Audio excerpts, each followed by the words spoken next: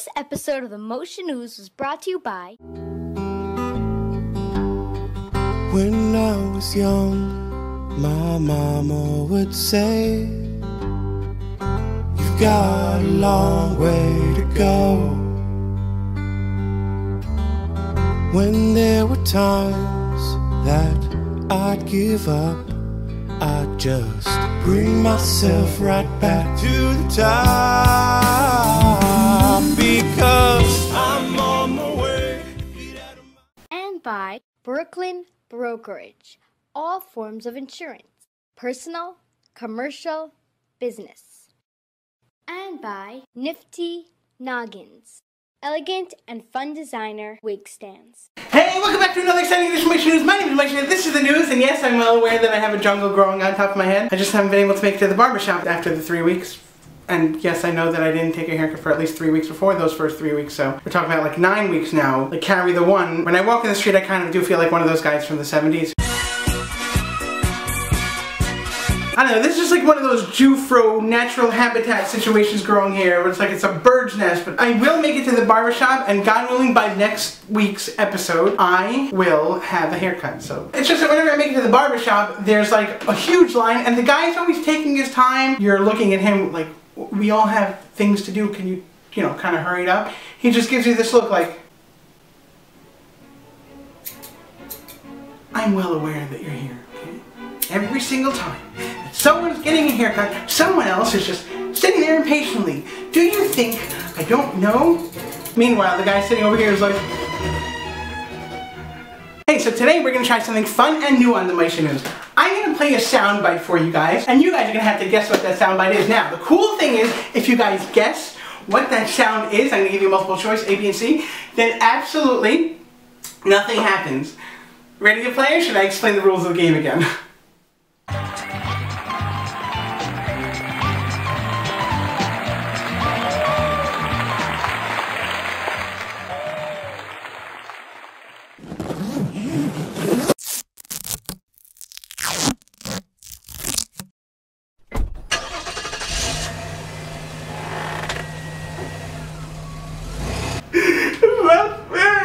It's multiple choice time. Here we go. Was it A, the sound of a dog barking? B, an old ringing telephone? Or C, the sound of all those rich people who went on vacation to the bungalow colonies, closing their suitcases, packing the boxes, putting them in the car, and coming back to New York City, at which point I start crying like a baby right after I say this line.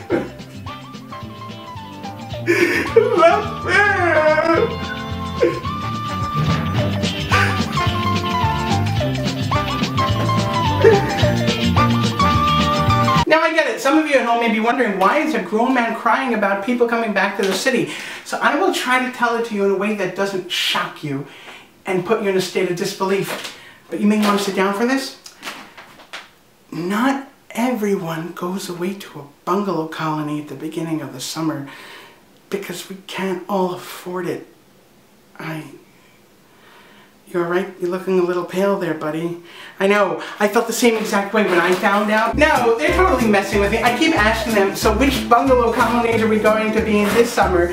And they just keep saying, we can't afford it. What do you think they mean by that?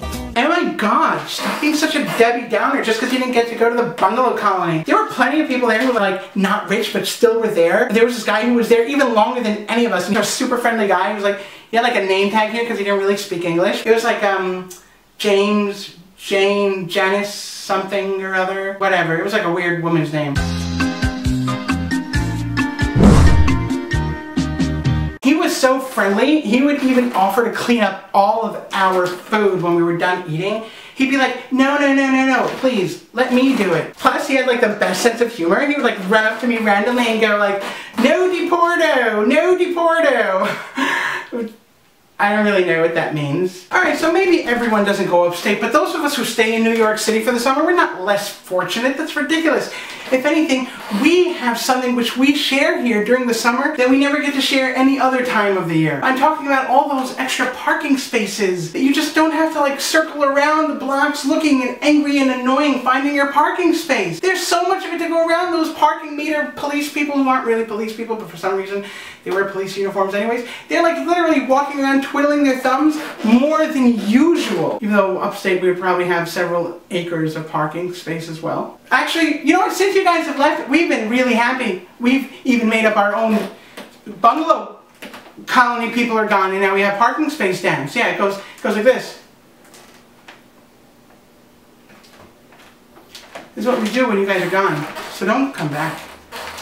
Oh, even the trains are emptier, by the way. Yeah, and the way I know that is because usually you cannot ride a subway or sit on a subway platform without some New Yorker getting up in your face and like...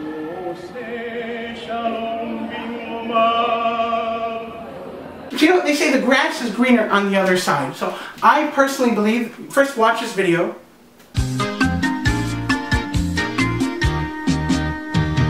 It has nothing to do with anything, I just wanted you to see that. More than any other place, we have the most advanced subway system in the entire world. Be happy for what you have, because there are a lot of people in other countries that don't have such a good system like we do.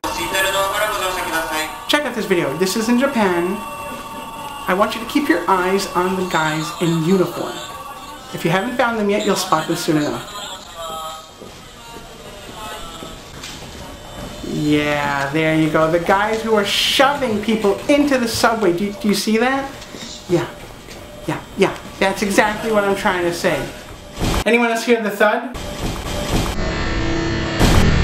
The thud of your jaws hitting the computer table when you saw how people were being pushed like cattle into the train?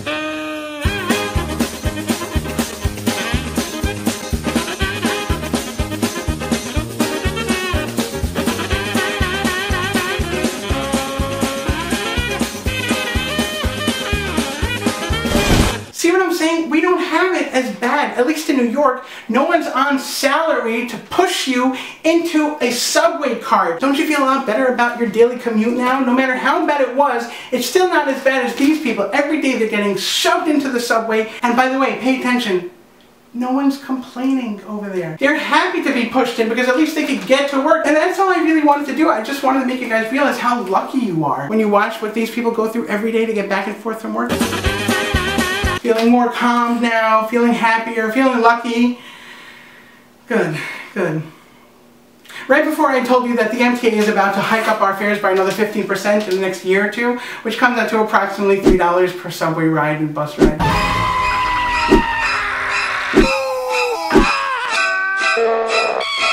Now, if you guys are anything like me, you're probably thinking, I would rather be shoved into a subway cart repeatedly with my head banged against the other side with 100 perspirating Japanese sumo wrestlers than have to deal with another MTA fare hike. What I think you're forgetting is that little tidbit that they're paying somebody extra money. That means they have fare hikes in order to pay for these guys' salaries just to push them in the cart. You should still be thankful because over here in New York City, we all do it for each other for free. We just, it's kind of like a brotherly therapeutic love thing that we do. We just kind of shove each other out of the way to get where we're going and everyone gets to their destination. So that's my show. I hope you guys enjoyed it. And for all you newbies out there, please don't forget to hit the subscribe button, but not before you guys go and check out www.themosheshow.com.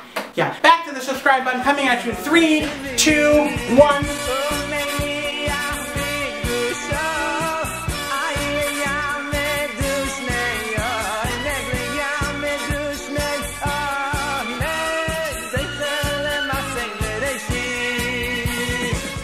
I'm Mr. Kravitsky. You guys are awesome. I'll see you next week.